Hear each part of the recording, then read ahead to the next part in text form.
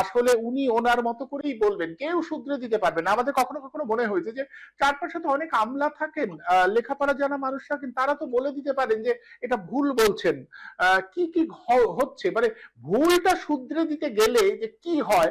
আমি পিসিআর কে বলবো যদি একবার দেখায় যে অলচিকি ভাষা, তিনি নিজে বলছেন ভাষা, কিন্তু তারই পাশে বসে থাকা একজন আদিবাসী সম্প্রদায়, তিনিও জনপ্রতিনিধি, তিনি এটা বোঝাতে গেছিলেন যে এটা ভাষা নয়, এটা লিপি। বলতে যাবার পরে তাকে যেভাবে ধমক দেওয়া হলো, এবং তারপরে আর একটা দৃশ্য আমি দেখাবো যেখানে তিনি বলছেন যে উনি নাকি কোথাও একটা গিয়ে গিয়ে দেখছেন যে বীরভূমে কিছু মানুষ ডিম, পিঁপড়ের ডিম খাচ্ছেন। কত সালে তিনি গেছিলেন সেখানে? উনি বলছেন 2093 সালে গেছিলেন। সবাই মুখ চাওয়াচাই করছে, কিন্তু কেউ ওনাকে বলছেন না যে 2093 সালটা এখনো আসেনি, আমরা 2026 সালে রয়েছি, 2093 সাল এখনো অনেক দূরে, ততদিন হয়তো আমরা কেউ থাকবো না। মানে এইটা বলবার মতো কেউ নেই, উনি অবলীলায় এগুলো বলে যাচ্ছেন। আর একটু দেখাবেন তারপরে আজ। হ্যাঁ হ্যাঁ, রূপম চট্টোপাধ্যায়। হ্যাঁ, ছোট্ট কথা বলে রাখি, এটা ওই বেথুন কলেজের একটা সমাবর্তন, সার্টিফিকেট দেওয়া হচ্ছিল, সেখানে একটা বড় সড়ো সমাবেশ, এবং বেথুন কলেজের কততম বর্ষ, একটা শত বছর 10 বছর এরকম একটা ব্যাপার, একটা বড় সড়ো সমাবেশ, সেখানে প্রচুর নামি দামি মানুষ। সেখানে তিনি বলছেন জালিয়ানওয়ালাবাগের হত্যাকাণ্ড 1919 সালে যখন হয়, তার ওই সেই সময় সেই ম্যাসাকারকে স্মরণ করে রবীন্দ্রনাথ লিখেছিলেন এই মনিহার আমায় নেই সাধে। এবং এই যে এই মনিহার আমায় নাহি সাধে, এটা নাকি 1919 সালে জালিয়ানওয়ালাবাগ হত্যাকাণ্ডের সময় রবীন্দ্রনাথ লিখেছিলেন, অথচ 1916 সালে। এবং ওই গানটা লেখেন তখন তিনি এখানে ছিলেন না, ছিলেন লন্ডনে, অর্থাৎ বিদেশে বসে গানটা 1916 সালে উনি সেটা 1919 বলে চালিয়ে দেন। এবং গোটা অডিয়েন্স এবং রেসপেক্টেড লোক যারা ছিলেন ওখানে, ডিগনিটারিজ, তারা একটা কেউ উঠে বললেন না যে ম্যাডাম এই তথ্যটা ভুল তথ্য। এটা তো আগেও আমরা দেখেছি, রাজনৈতিক মঞ্চে কথা বলবে না, রাজনৈতিক মঞ্চে সবাই চুপ করে থাকবে, কারণ অনেকে আছে তারা জানেও না, অনেক নেতা মন্ত্রী আছে তারা জানে না। আজকে যে পার্থ চট্টোপাধ্যায় কি জানেন যে কোনটা অলজি, ওইসব জানেন, তারা টাকাটা জানেন, কি করে টাকা কত, কোন পোস্ট কত টাকায় বিক্রি করতে হয় সেটা তিনি জানেন, কারণ এইটাই রক্ত। এরকম ওই জ্যোতিপ্রিয় মল্লিক যদি হয়, তাহলে কোন চালটাকে কত টাকা বিক্রি করতে হয়, কত টাকা ব্ল্যাক করতে হয়, এটা গরুব্রত মন্ডল বা অনুব্রত মন্ডল যাই বলুন, সে গরুর দাম জানে, যে কটা গরু পাচার করলে কত টাকা আসে, এবং সেই টাকা কি করে কালীঘাটে পৌঁছে দিতে হবে, এর বাইরে তারা জানেন। ফলে যেহেতু একটা বিশেষ অনুষ্ঠানে, সেখানে তো প্রচুর গণ্যমান্য শিক্ষিত মানুষজন ছিলেন, তারা তো দলের লোক না, তারা তো বলতে পারতেন যে ম্যাডাম এই তথ্যটা ঠিক নয়, প্লিজ বলতে পারত, কিন্তু বলে না। এই যে মাথা মতো করে সবকিছু মেনে নেওয়ার যে কালচার, এই কালচারটা তারা তৈরি করতে পেরেছেন মমতা বন্দ্যোপাধ্যায়, এবং সেটা বাংলা এবং বাঙালির ঘাড়ে চাপিয়ে দিয়েছেন। এটা একদম রাষ্ট্র ক্ষমতাকে ব্যবহার করে কিভাবে ধমক দিয়ে চুপ করিয়ে দিচ্ছে। দেখুন নিজে একটা ভুল বলতে, আমি পিসিআর কে বলবো ওই দৃশ্যটা একবার দেখা যাবে, তারপর বিরাজনীতির কাছে আসবো, যে দেখুন কিভাবে চুপ করিয়ে দিচ্ছে। আমি বলবো গোটাটা দেখাতে, একবার দেখুন কি বলছে। আমি জঙ্গল মহলে গিয়ে দেখেছিলাম বেলপাহাড়ি, আপনাদের এখান থেকে তো বেশি দূর নয়, 2093 সালের কথা বলছি। আমি লুকিয়ে স্কুটারে করে গেছিলাম গ্রামে, গিয়ে দেখেছিলাম আদিবাসী ভাই বোনেরা কালো কালো কি যেন রান্না করছে কাঠ জেলে। আমি জিজ্ঞেস করলাম এটা কি? বলল আমরা সপ্তাহে 2 দিন ভাত খেতে পাই, 5 দিন পাই না। আমি বললাম তাহলে এটা কি ফোটাচ্ছ? বললেন ওটা তো কালো ডেঙ্গি পিঁপড়ে, যে পিঁপড়ে আমরা গাছ থেকে তুলে আনি আর গাছের শিকড় দিয়ে ওটা ফোটাই, ওইটা খেয়ে থাকি। 93 সালে গেছিলেন। এবার দেখুন একটা ভুল শুধরে দেওয়ার ফলে কি হলো, কেন কেউ ভুল শুধরে দিতে পারেন না। মুখ্যমন্ত্রী এইভাবে ভুল বলেন, একেবারে নির্বিচারে ভুল তথ্যগুলো দিয়ে যান একের পর এক, যদি ঠিক করা হয় তাহলে কি করে, কিভাবে চুপ করিয়ে দেন দেখুন। এবার দেখুন অলচিকি ভাষারা লিপি, সেটা নিয়ে কেউ একদিন শুধরে দেওয়ার চেষ্টা করেছিল, কি হলো দেখুন। অলচিকি ভাষাতে এখন তো অভিধান বেরিয়ে গেছে, আপনারা জানেন। একাডেমি থেকে শুরু করে, কথা বলবেন না আমি যখন বলবো, আমি জানি, আপনি বসুন। অলচিকি লিপি, অলচিকি ভাষাতে এখন তো অভিধান বেরিয়ে গেছে, আপনারা জানেন। একাডেমি থেকে শুরু করে, কথা বলবেন না আমি যখন বলবো, আমি জানি আপনি বসুন অলচিকি তিনি বলছেন অলচিকি ভাষা, অলচিকি ভাষাতে অভিযান বেরিয়ে গেছে। তারপরে তারই পাশে থাকা তারই দলের একজন কর্মী পরিষ্কার তাকে বোঝাতে এসেছিলেন, বলতে এসেছিলেন, ভুলটা শুধরে দেওয়ার জন্য এসেছিলেন যে দিদি আসলে ওটা লিপি, ভাষা নয়। উনি পরিষ্কার বললেন চুপচাপ করে গিয়ে বসুন, আমি যখন কথা বলবো কোনো কথা বলবেন না, আমি জানি অলচিকিটা লিপি। অথচ নিজে বলবার সময় একদম ভুলটা বলছেন। মিরাদি, এই হচ্ছে অবস্থা কি করে। এবং আপনি শুনলেন একেবারে বললো যে 2093 সালে উনি নাকি বীরভূমের কোথায় গিয়ে ওই ডিম খাচ্ছে সেটা দেখেছে। 2093 পাশে দাঁড়িয়ে কেউ বলেননি যে 2093 সালটা এখন আসেনি। এটার একটা ব্যাখ্যা দেওয়া প্রয়োজন। তার আগে এমনি পরিবর্তনের ধারাটা কত দূরে গেছে। আমার যখন যৌবন বয়স, যৌবন তারুণ্য, অধ্যাপনা শুরু করেছি, সেই সময় যাদের সঙ্গে একটু আগে রূপমবাবু বহুজনের নাম দুঃখ প্রকাশ করলেন যে সেই মানুষরা নেই, আমিও তাই, একই সহমত আমরা। কিন্তু আমাদের ভাগ্য, আমার আমার ব্যক্তিগত অভিজ্ঞতা থেকে বলছি, এই তার যৌবনের শুরুতে এই পেয়েছিলাম সেই সাহচর্য। আমরা একজন অতি শ্রদ্ধেয় মানুষ গৌরী আয়ুব, বিখ্যাত আমাদের দেশে ওরকম প্রতিভাবান মানুষ জন্মেছে কম। তো সেই বাড়ির ওই যৌবন কালটা ওই বাড়িতেই আমরা বিভিন্ন সব ছোট ছোট ছোট ছোট বৈঠক করতাম, কোনো দলের না, কেউ কোনো দলের ওখানে আসতেন না, রাজনৈতিক দলের এত প্রসার তখন হয়নি। এইরকম যে একটা কোথাও কিছু আলোচনা হচ্ছে মানে কোনো দলের কিছু কাজ হচ্ছে তা নয়, সম্পূর্ণ নিরপেক্ষ। আমরা হচ্ছে অল্প বয়সী এবং আমাদের গুরুজন যারা, সেদের নাম হচ্ছে গৌর কিশোর ঘোষ ছিলেন অন্যতম, জ্যোতির্ময় দত্ত ছিলেন, জ্যোতির্ময় দত্ত বুদ্ধদেব বসুর জামাই, এবং এই মানুষরাই, হোসেনুর রহমান, এই ধরনের মানুষরাই ওখানে একসঙ্গে বসে সেই সময় কিছুটা শিষ্যত্ব অর্জনের সময় বলা যায়। এদের দেখতাম, বুঝতাম, বইপত্র পড়তাম, পড়াশোনা করতাম, দেশ কিভাবে চলছে, আমাদের ভূমিকা সেখানে কি হওয়া উচিত, সেগুলো শিখেছিলাম।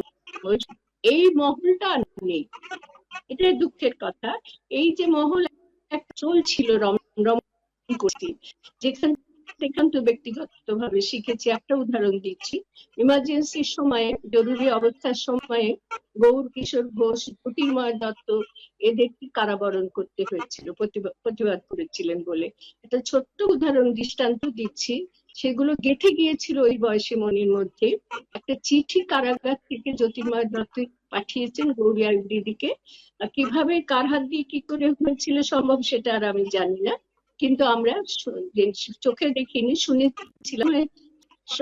মানে প্রিয়ভাবে আমরা বসে বসে আলোচনা করতাম যে কোন এই ব্যবস্থাটাকে কি করা যায়, ওটাকে কি করা যায়। ওরা বলতেন, আমরা শুনতাম, আমরা করতাম, মেনে নিতাম। গৌরী আয়ুব দিদি, তার স্বামী অসম্ভব অসুস্থ, আবু সঈদ আয়ুব, তখন তিনি নিজেও পায়ে পায়ে অক্ষমতা ছিল তার। সেই রকম মানুষটির কি মানসিক জোর! ঠিক সেই সময় খবর পাওয়া গেল পুলিশ আসছে ওর বাড়িতে, গৌরী আয়ুব দিদির বাড়িতে সার্চিং এর জন্য। উনি চিঠিটা তখন সদ্য হাতে পেয়েছেন, গিলে খেয়ে ফেলেছিলেন, পুরো সম্পূর্ণ চিঠিটা গিলে খেয়ে ফেলেছিলেন। ভাবা যায়, দেশের প্রতি, দেশের কল্যাণের প্রতি থাকলে মানুষ এটা পারে। ওর তো কিছু তখন অসুস্থ হয়ে পড়তে পারতেন। এরকম ঘটনা আমরা নিজে ব্যক্তিগতভাবে দেখেছি। আজকে আমরা যদি কথা বলি, লোকের মনে হবে সব গল্প কথা বলছে, রূপকথার গল্পের কথা বলছে, একটু সেই জন্য যোগ করলাম।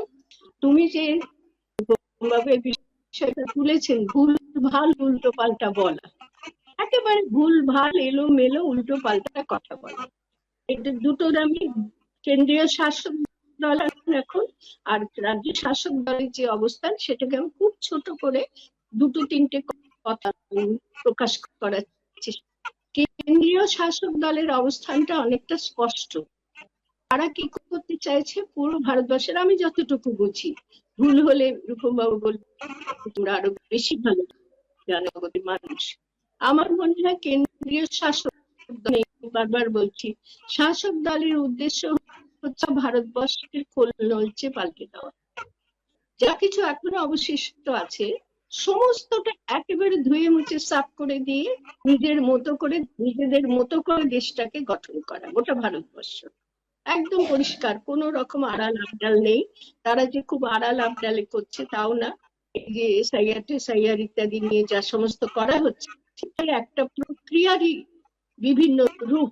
সেই প্রক্রিয়াটা হলো কি না, ভারতবর্ষের যে মহান ভারত জানে, প্রত্যেকে শ্রদ্ধা করে সারা পৃথিবীতে, সেটা হচ্ছে একেবারে পাল্টে দাও।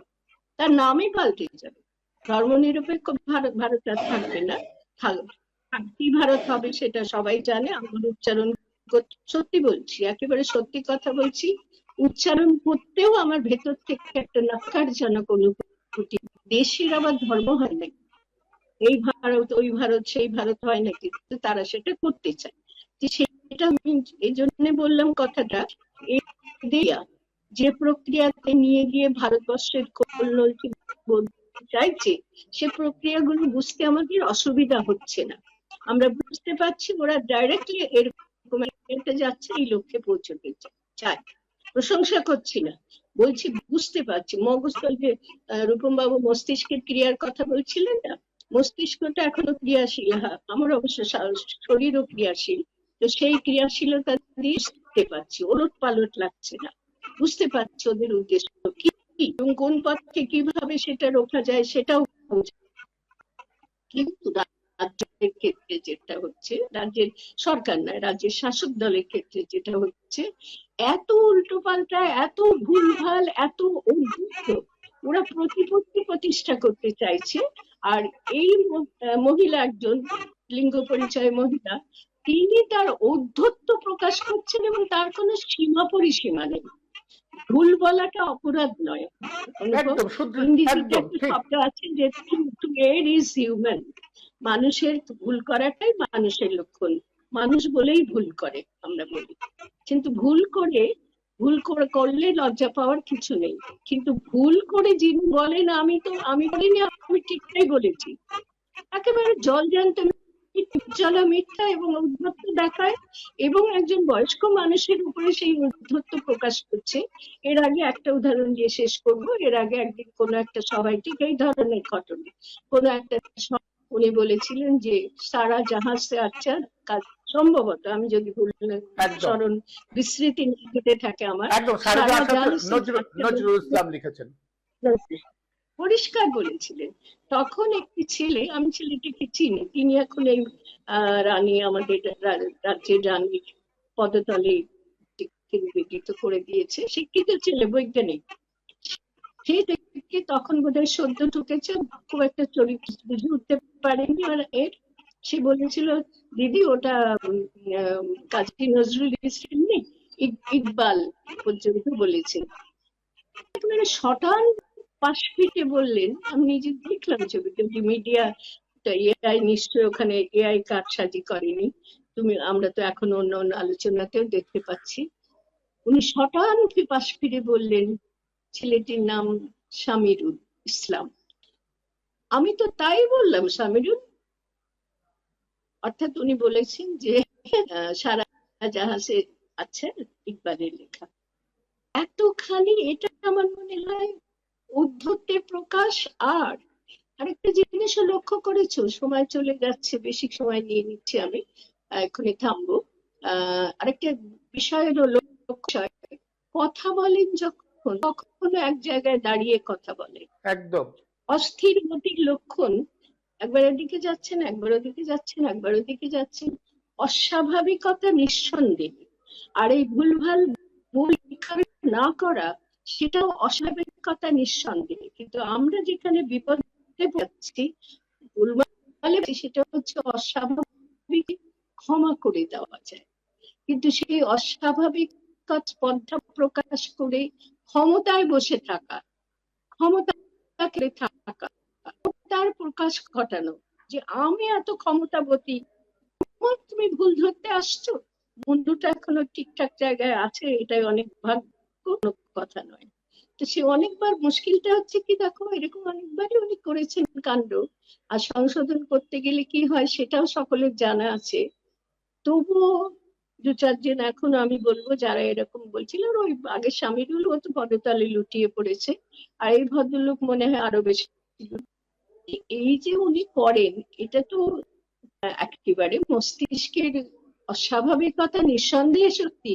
কিন্তু আমার দুঃখ, এটা বলে শেষ করবো, আমার দুঃখ, আমি একজন নাগরিক, এই কি করে আমি যাদের সঙ্গে মিশেছি, যাদের দেশ ভাবনা দেখেছি, যারা কত শাস্তি পেয়েছেন, জেল খেটেছেন, কত বড় মাপের মানুষ হয়ে, কি করে আজকে আমি এখানে বসে মেনে নেব ভাল উল্টো পাল্টা বলে নিজের ক্ষমতা এবং স্পর্ধাকে উপভোগ করছেন, এবং সেই ক্ষমতা এবং স্পর্ধার প্রকাশে বিন্দু লজ্জাবোধ নেই।